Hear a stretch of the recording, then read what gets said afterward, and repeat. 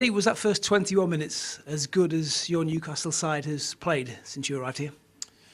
Possibly, yeah. I thought we were ruthlessly efficient in front of goal. We were bright, really good with the ball, and really good off the ball in that early stage of the game. So it was great to see in such a big game as well us take control of the match like that. Did it feel like a big occasion? Did you treat it any differently before the game? I think when you're in my shoes, I don't necessarily think you ever build the big games up to be bigger than they are, because I think the media do a very good job of that for me. So I think it's about controlling what we do and making sure that we don't get caught in the emotion of the game and deliver the performance that we need to win it. A lot was said over the last week or so about what you showed bouncing back after Villa. I suppose that's exactly what you did show, the ability to put that behind you and put out that kind of performance. Yeah, it was important after Aston Villa, where we weren't ourselves, probably for the first time this season. We fell below the expectations that we felt we are capable of giving. So we needed a response.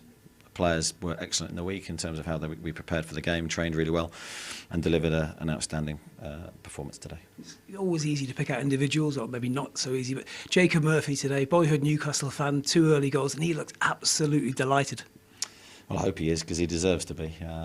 Brilliant attitude, always committed every day in training. He's excellent in what he gives us, and I'm delighted that he gets the plaudits today for the 2 goals. Especially the second one was an incredible strike, and we see it from him a lot in training. He's an excellent finisher, so yeah, really pleased he's got the 2 goals. Yeah, he's played as many games as anybody since you arrived.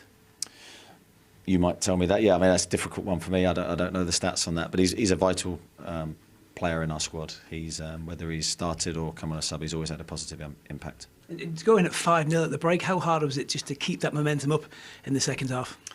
It's always a challenge psychologically, I think, when the game from the outside seems like it's gone and we've won the game, but it's never that.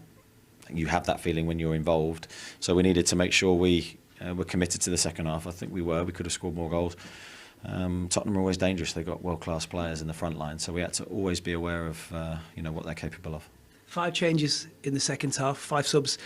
Were all of those with Everton in mind? Any of them serious? Fabian Schär looked a little bit uncomfortable when he came off. Yeah, Fabian looked like he was feeling something. I don't know the extent of that. Hopefully it's minor. Bruno was feeling his ankle, and Kieran was feeling something in his foot, I think. So look, we'll wait and see. Hopefully nothing too serious.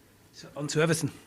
Yeah, and another difficult game, and I think we went to Everton in a midweek game at the end of last season, and a very similar time of year, so we know what to expect, but we need to perform better than we did that day. 6 points the gap to Tottenham finally.